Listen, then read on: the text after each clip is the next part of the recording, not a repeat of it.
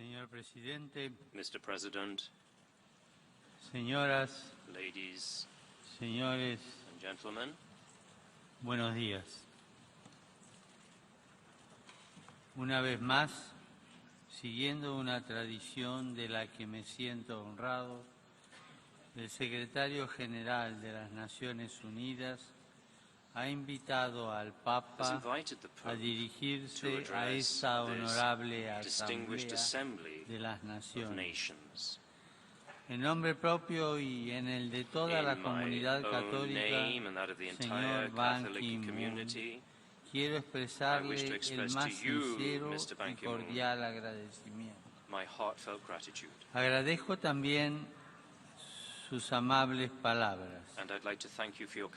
Saludo asimismo a los jefes de Estado y de Gobierno aquí presentes, a los embajadores, diplomáticos y funcionarios políticos y técnicos que los acompañan, al personal de las Naciones Unidas empeñado en esta 70 sesión de la Asamblea General, al personal de todos los programas y agencias de la familia, de la ONU y a todos los que de un modo u otro participan de esta reunión.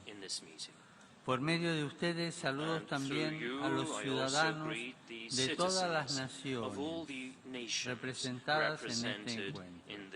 Gracias por los esfuerzos de todos y de cada uno en bien de la humanidad. Esta es la quinta vez que un Papa visita las Naciones Unidas. Lo hicieron mis predecesores Pablo VI en 1965, Juan Pablo II en 1979 y 1995, y mi más reciente predecesor, hoy el Papa Emérito Benedicto XVI, en 2008. Todos ellos no ahorraron expresiones de reconocimiento para la organización, considerándola la respuesta jurídica y política adecuada al momento histórico, caracterizado por la superación tecnológica de las distancias y fronteras y, aparentemente, de cualquier límite natural a la afirmación del poder. Una respuesta imprescindible, ya que el poder tecnológico en manos de ideologías nacionalistas o falsamente universalistas es capaz de producir tremendas atrocidades. No puedo, por menos, que asociarme al aprecio de mis predecesores, reafirmando la importancia que la Iglesia Católica concede a esta institución y las esperanzas que pone en sus actividades. La historia de la comunidad organizada de los Estados, representada por las Naciones Unidas, que festeja en estos días sus 70 aniversarios, es una historia de importantes éxitos comunes, en un periodo de inusitada aceleración de los acontecimientos. Sin pretensión de exhaustividad, se puede mencionar la codificación y el desarrollo del derecho internacional, la construcción de la normativa internacional de derechos humanos, el perfeccionamiento del derecho humanitario, la solución de muchos conflictos y operaciones de paz y reconciliación, y tantos otros logros en todos los campos de la proyección internacional del quehacer humano. Todas estas realizaciones son luces que contrastan la oscuridad del desorden causado por las caused by ambiciones descontroladas unrestrained y los ambitions egoísmos and colectivos. collective forms of Es cierto selfishness. que aún son muchos los graves problemas Certainly many grave no problems remain to be resueltos, resolved. pero también es Yet evidente it is clear que si that hubiera faltado toda esta without all actividad those internacional, interventions on the la international humanidad level, podría mankind no haber would sobrevivido not have been able al to uso survive descontrolado the unchecked de sus use propias of its own potencialidades. possibilities. Cada uno de estos progresos políticos, Every one jurídicos of y these political, técnicos juridical, and son technical un camino advances is a de path concreción towards del attaining the ideal de la ideal fraternidad of humana human y fraternity un medio and a para means su mayor for its greater realización. realization. Rindo pues homenaje So for this reason I pay homage a todos to los all hombres y those mujeres men and women que han servido leal whose y loyalty and sacrificadamente a self-sacrifice toda la have humanidad benefited en humanity estos as a 70 whole años. over these past 70 En years. particular, quiero recordar hoy In particular, today I a would los like to que han recall dado su those who vida have given their lives por la paz for y la peace and reconciliación de los reconciliation pueblos, among peoples, desde Dar a Mashhad from Dag Hammarskjöld hasta los muchísimos to the many funcionarios United de Nations todos los officials at niveles every level fallecidos who have en las been killed misiones in the humanitarias course of de paz humanitarian missions y and missions of reconciliación. peace and reconciliation.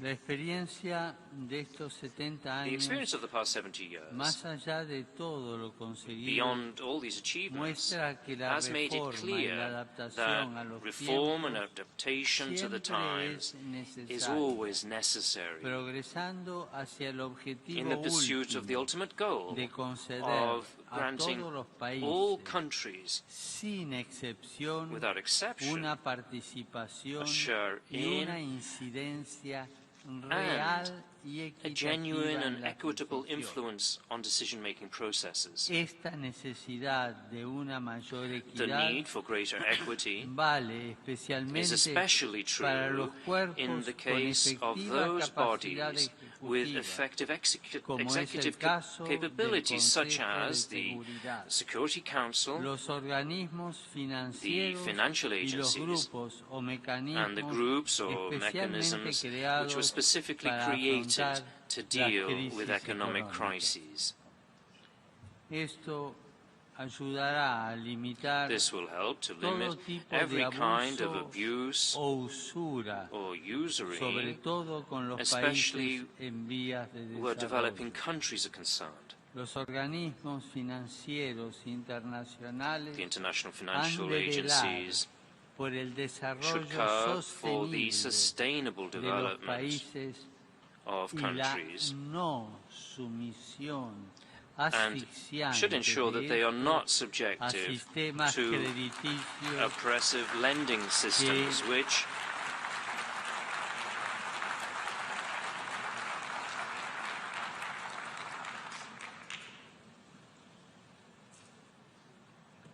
los organismos financieros so the international internacionales financial han agencies de velar por el desarrollo should care for sostenible the de los sustainable países development of countries y la no sumisión asfixiante de and estos should ensure that a they are not sistemas subjective to crediticios que, oppressive lejos de lending promover systems el which, progreso, far from promoting someten a las progress, poblaciones subject a people mecanismos to de mayor mechanisms pobreza, which generate exclusión greater y poverty, dependencia. exclusion and dependence.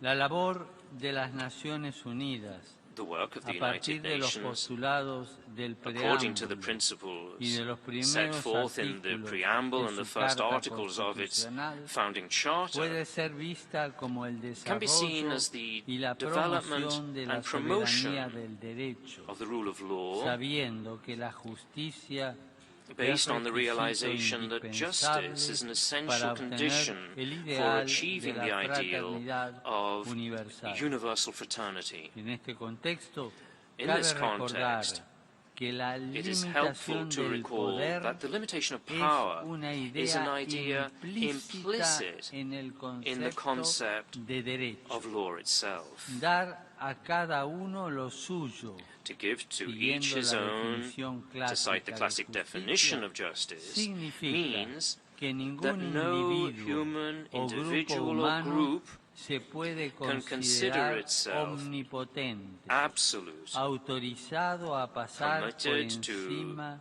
de la bypass dignidad the y de dignity los derechos and the de rights las otras of other personas individuals singulares o de sus or their agrupaciones social groupings. sociales. La distribución fáctica del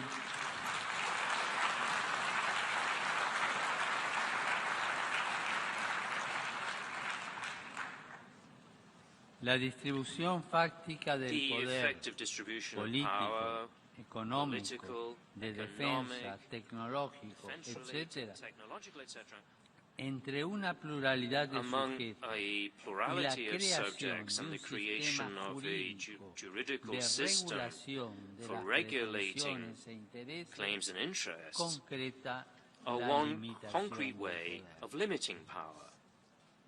El panorama mundial hoy nos presenta, sin Yet embargo, today's world presents muchos us falsos derechos with many false y a la rights, vez and at the same time, grandes sectores broad indefensos, sectors which are vulnerable, víctimas más bien de un victims mal ejercicio del of poder. power that is badly El exercised. ambiente natural y el vasto The mundo de natural mujeres y environment hombres and the vast excluidos, ranks of men and women who are dos excluded. sectores íntimamente unidos entre These sí, are que las sectors closely relaciones interconnected políticas y and made económicas increasingly preponderantes fragile by the han dominant political convertido and en economic partes relationships. frágiles de la realidad. Por eso hay que afirmar con fuerza That is why sus derechos, their rights must be consolidando forcefully la affirmed protección by del working to ambiente protect the y environment acabando con la and by exclusión. putting an end to exclusion.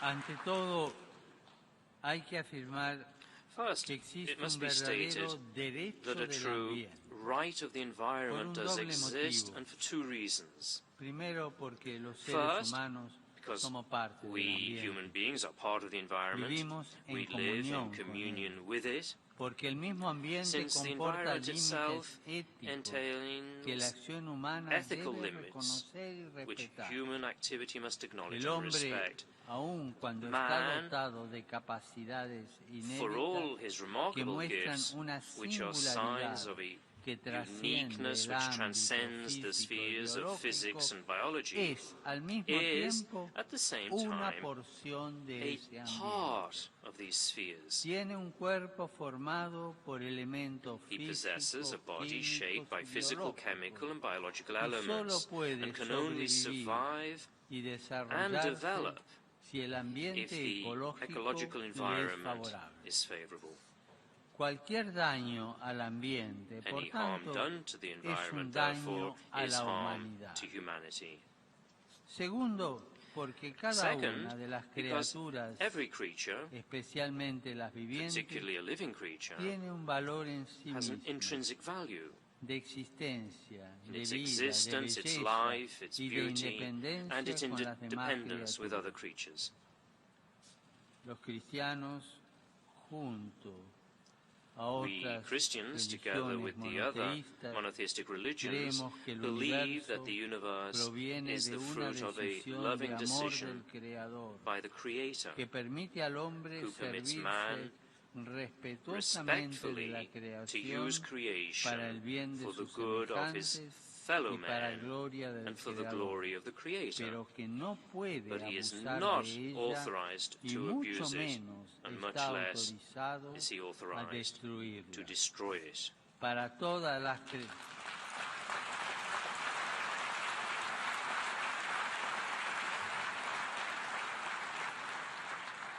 Para todas las creencias religiosas, el In all ambiente religions, es un the bien environment is a fundamental. fundamental good. El abuso y la destrucción del ambiente The misuse al and mismo destruction tiempo of the environment van are also acompañados accompanied por by un a imparable relentless proceso process de of exclusión. exclusion.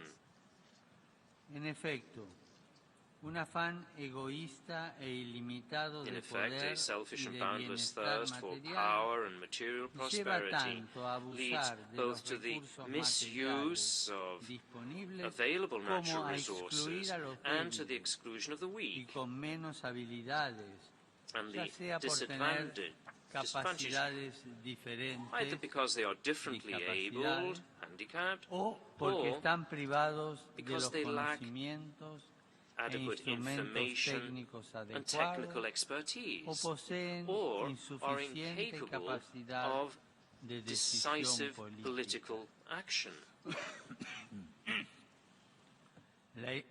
La exclusión económica y social Economic and es social una exclusion is a negación complete total denial de la of fraternidad humana human y fraternity un gravísimo atentado and a a very los grave derechos offense humanos against y al human rights ambiente. and the environment. Los más pobres son los que más And the sufren poorest are estos those who suffer atentados most from such por un offenses triple grave for motivo. three serious Son reasons. descartados por la sociedad. They are cast Son off al by mismo a tiempo society, obligados a vivir forced to del live descarte of what is y discarded, deben and suffer injustamente unjustly sufrir from las consecuencias the del abuso del consequences of the ambiente. abuse of the environment. Estos fenómenos conforman These la hoy phenomena tan are part difundida of e today's inconscientemente widespread consolidada and quietly growing cultura del descarte. culture of waste.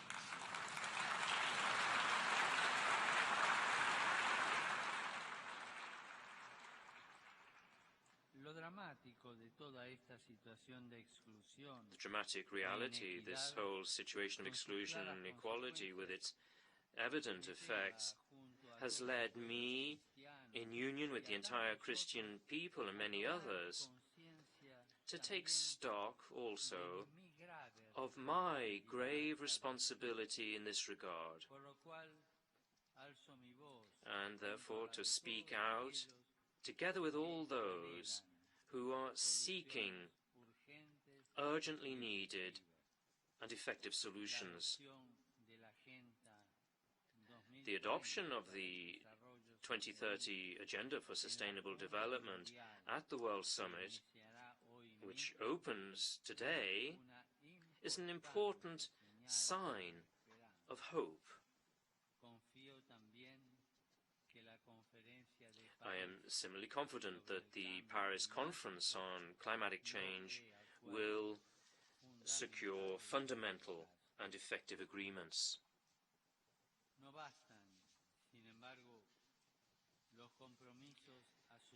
Now, solemn commitments, however, are not enough, even though they are a necessary step towards solutions.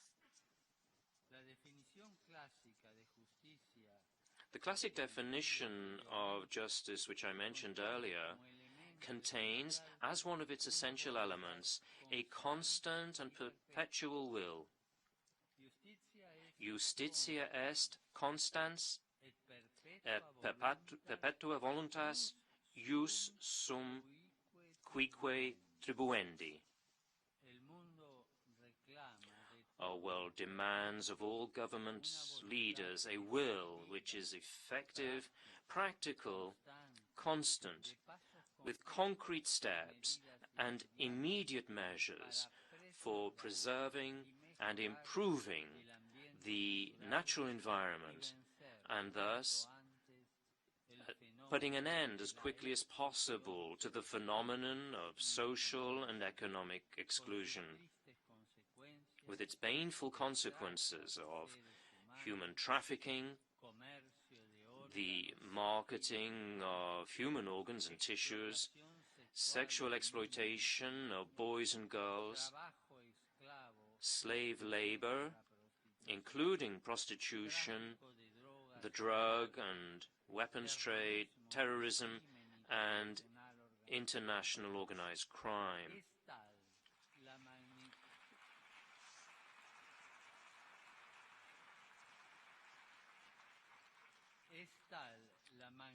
Such is the magnitude of these situations and their toll in innocent lives, that we must avoid every temptation to fall into a declarationist nominalism, which would just assuage our own consciences.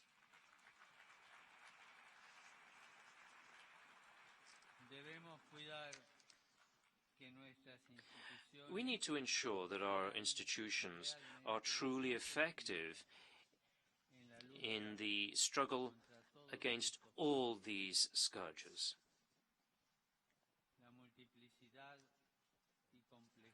The number and complexity of the problems require that we possess technical instruments of verification, but this involves two risks.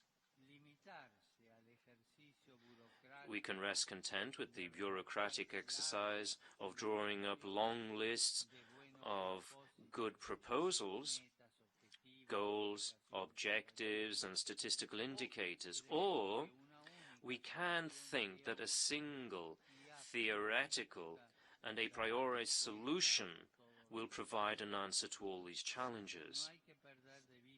It must never be forgotten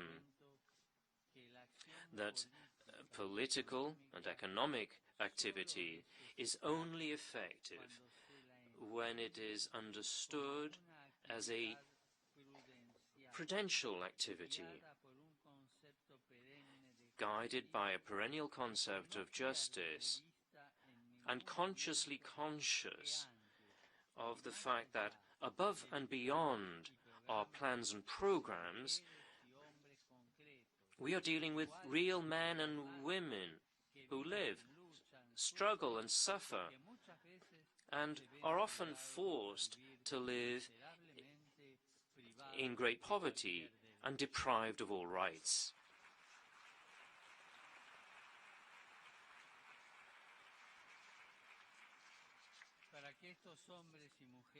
To enable these real men and women to escape from extreme poverty, we must allow them to be dignified agents of their own destiny.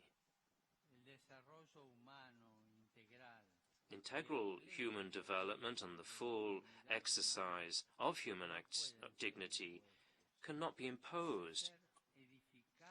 They must be built up and allowed to unfold for each individual, for every family, in communion with others, and in a right relationship with all those areas in which human social life develops: friends, communities, towns, cities, schools, businesses, unions, provinces and nations.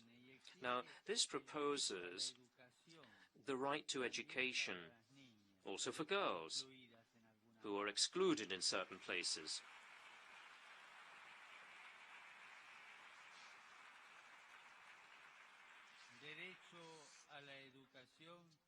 The right to education, which is ensured first and foremost by respecting and reinforcing the primary right of the family to educate its children, as well as the right of churches and social groups to support and assist families in the education of their boys and girls. Education conceived in this way is the basis for the implementation of the 2030 agenda and for reclaiming the environment.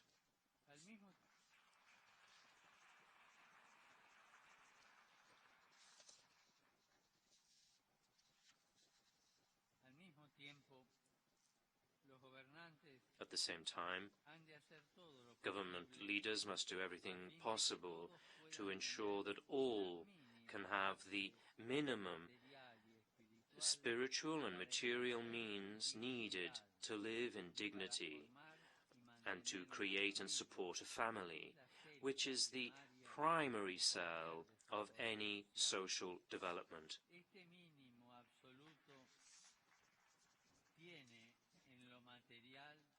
In practical terms, this absolute minimum has three names: lodging, labor, and land.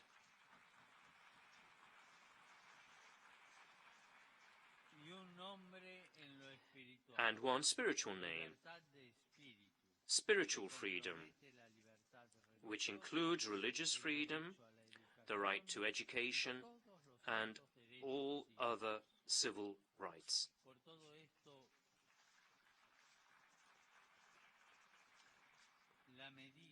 Now, for all this, the simplest and best measure and indicator of the implementation of the new agenda for development will be effective, practical, and immediate access on the part of all to essential material and spiritual goods: housing, dignified and properly remunerated employment, adequate food and drinking water, religious freedom, and more generally, spiritual freedom and education. Now, these pillars of integral human development have a common foundation, and this is the right to life and, more generally, what we could call the right to existence of human nature itself.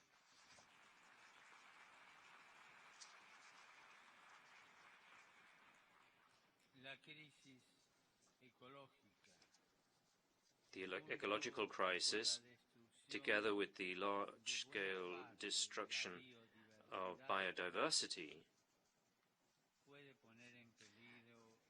can threaten the very existence of the human species.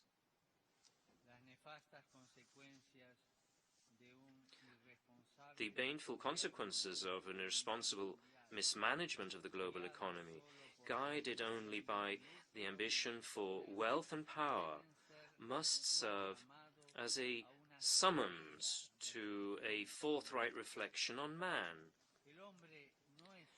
Man is not only a freedom which he creates for himself.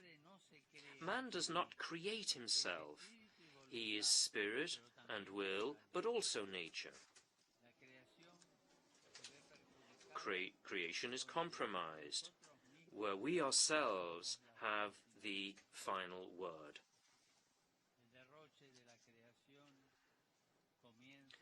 The misuse of creation begins when we no longer recognize any instance above ourselves,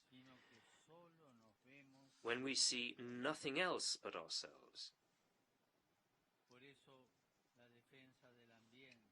Consequently, the defense of the environment and the fight against exclusion demand that we recognize a moral law written into human nature itself, one which includes the natural difference between man and woman and the absolute respect for life in all its stages and dimensions.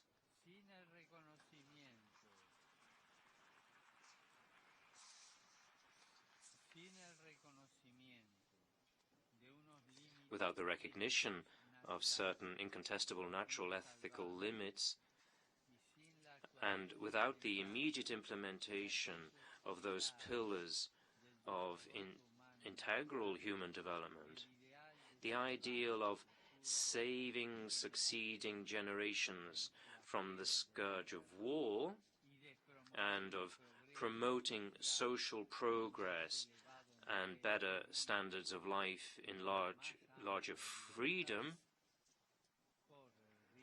risks becoming an unattainable illusion,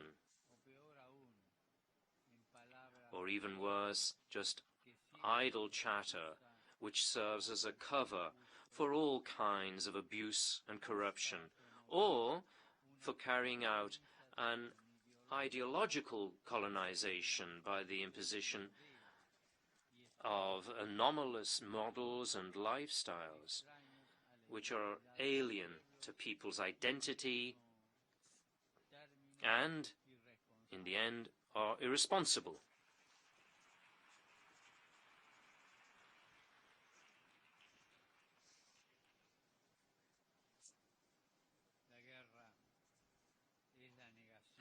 War is the negation of all rights, and it's a dramatic assault on the environment.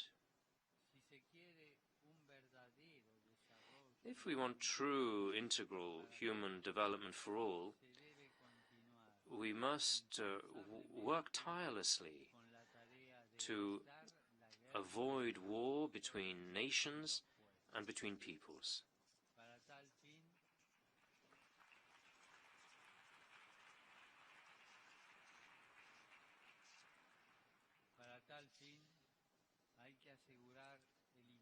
To this end, there's a need to ensure the uncontested rule of law and tireless recourse to negotiation,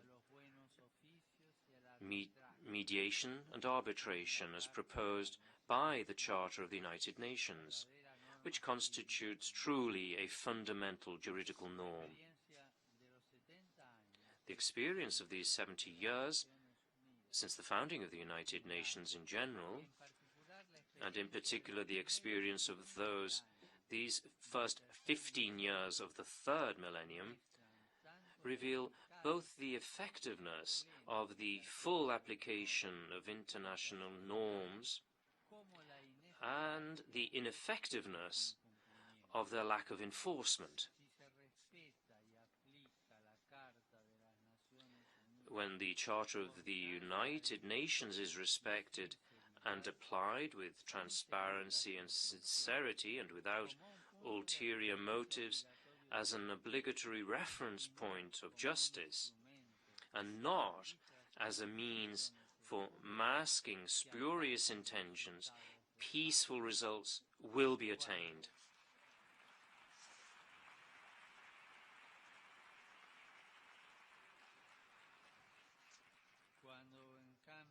When, on the other hand, the norm is considered simply as an instrument to be used whenever it proves favorable, and then to be avoided when it is not, a true Pandora's box is opened, releasing uncontrollable forces which gravely harm defenseless populations, the cultural milieu, and even the biological environment.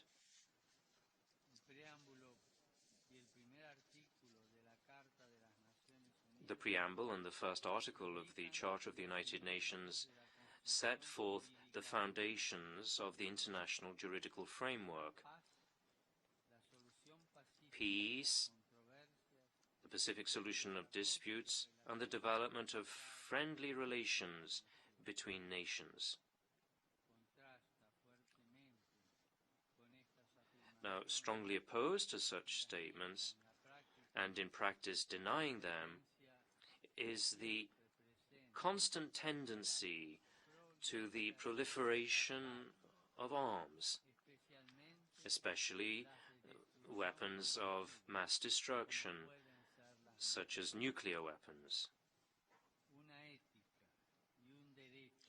An ethics and a law based on the threat of mutual destruction, and possibly the destruction of all mankind, are self-contradictory and represent an affront to the entire framework of the United Nations, which would end up as a nations united by fear and distrust.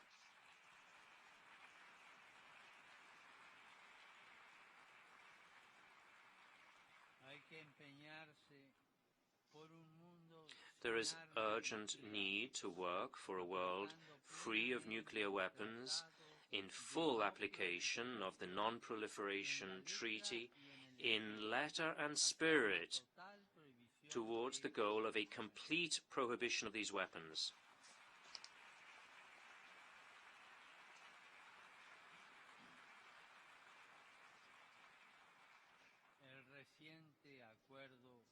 The recent agreement reached on the nuclear question in a sensitive region of Asia and the Middle East is proof of the potential of political goodwill and of law exercised with sincerity, patience, and constancy.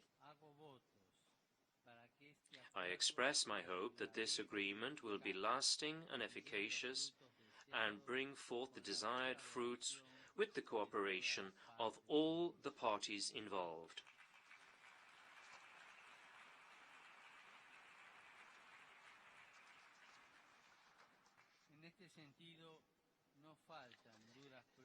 In this sense, hard evidence is not lacking of the negative effects of military and political interventions which are not coordinated between members of the international community. For this reason, while regretting to have to do so, I must renew my repeated appeals regarding the painful situation of the entire Middle East, North Africa,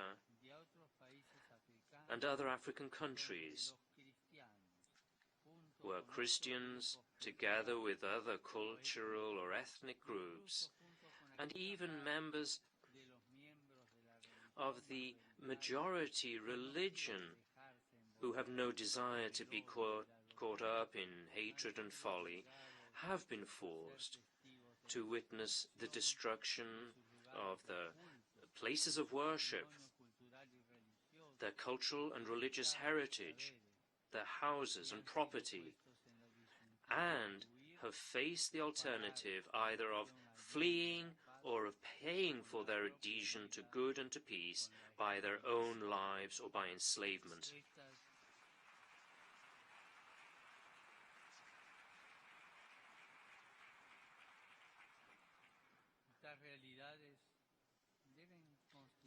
These realities should serve as a grave summons to an examination of conscience on the part of those charged with the conduct of international affairs. And not only in cases of religious or cultural persecution, but in every situation of conflict, as in Ukraine, Syria, Iraq, Libya, South Sudan, and the Great Lakes region. Real human beings take precedence over partisan interests, however legitimate the latter may be. In wars and conflicts, there are individual persons, our brothers and sisters, men and women, young and old, boys and girls, who weep, suffer, and die. Human beings who are easily discarded when our only response is to draw up lists of problems, strategies, and disagreements. As I wrote in my letter to the Secretary-General of the United Nations on the 9th of August 2014, the most basic understanding of human dignity compels the international community, particularly through the norms and mechanisms of international law, to do all that it can to stop and to prevent further systematic violence against ethnic and religious minorities, and to protect innocent peoples.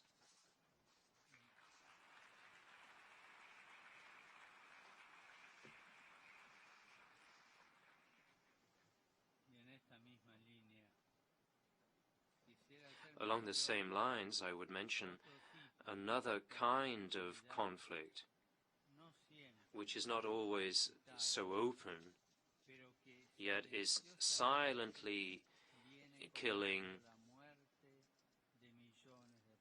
millions of people. Another kind of war experienced by many of our societies as a result of the narcotics trade. A war which is taken for granted but poorly fought. Drug trafficking is, by its very nature, accompanied by trafficking in persons, money laundering, the arms trade, child exploitation, and other forms of corruption. A corruption which has penetrated to the different levels of social, political, military, artistic, and religious life, and in many cases has given rise to a parallel structure which threatens the credibility of our institutions.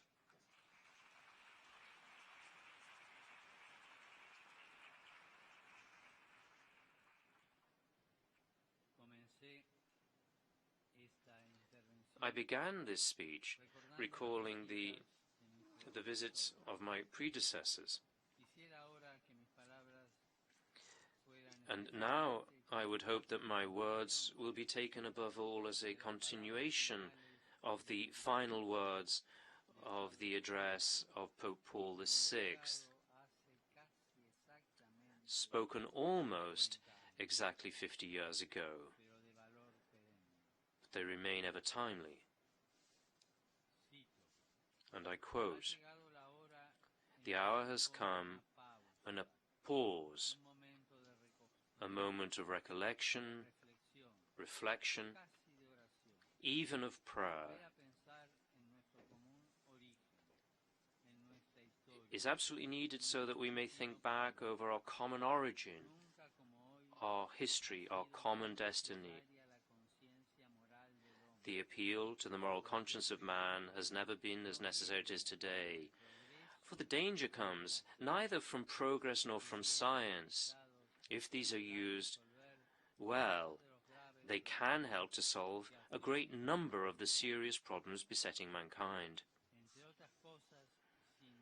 Among other things, human genius, well applied, will surely help to meet the great challenges of ecological deterioration and of exclusion." And I continue in quoting Pope Paul VI, "The real danger comes from man, who has at his disposal ever more powerful instruments that are as well fitted to bring about ruin as they are to achieve lofty conquest." That is what Pope Paul VI said.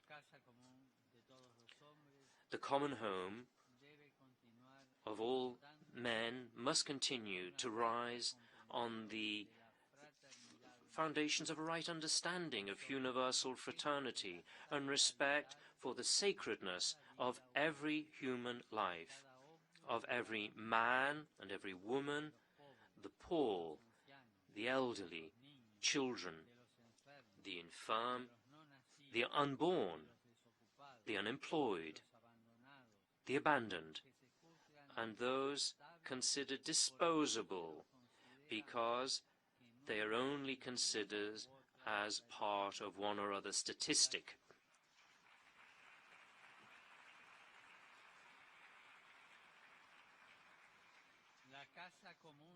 This common home of all men and women must also be built on the understanding of a certain sacredness of created nature. Now, such understanding and respect call for a higher degree of wisdom, one which accepts transcendence, and at the same time rejects the creation of an all-powerful elite, and recognizes that the full meaning of individual and collective life is found in the selfless service to others, and in the sage and respectful use of creation for the common good. To repeat the words of Pope Paul VI, the edifice of modern civilization has to be built on spiritual principles, for they are the only ones capable not only of supporting it, but also of shedding light on it. El Gaucho Martin Fierro, a classic of literature in my native land, sings, brothers should stand by each other because this is the first law. Keep a true bond between you always, at every time, because if you fight amongst yourselves, you'll be devoured by those outside.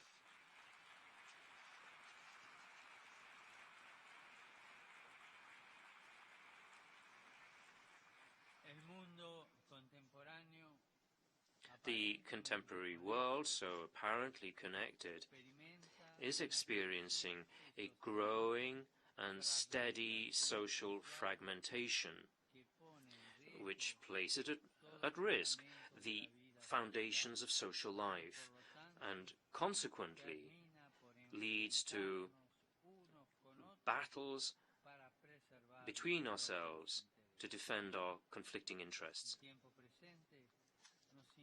The present time invites us to give priority to actions which generate new processes in society, so as to bear fruit in significant and positive historical events.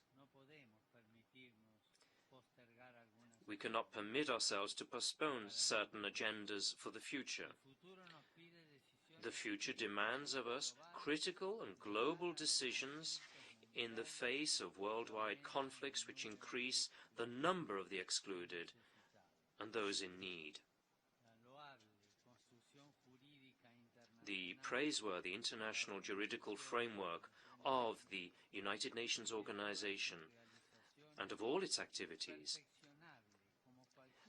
like any other human endeavor, can be improved, yet it remains necessary. At the same time, it can be the pledge of a secure and happy future for future generations. And so it will, if the representatives of the states can set aside partisan and ideological interests and sincerely strive to serve the common good.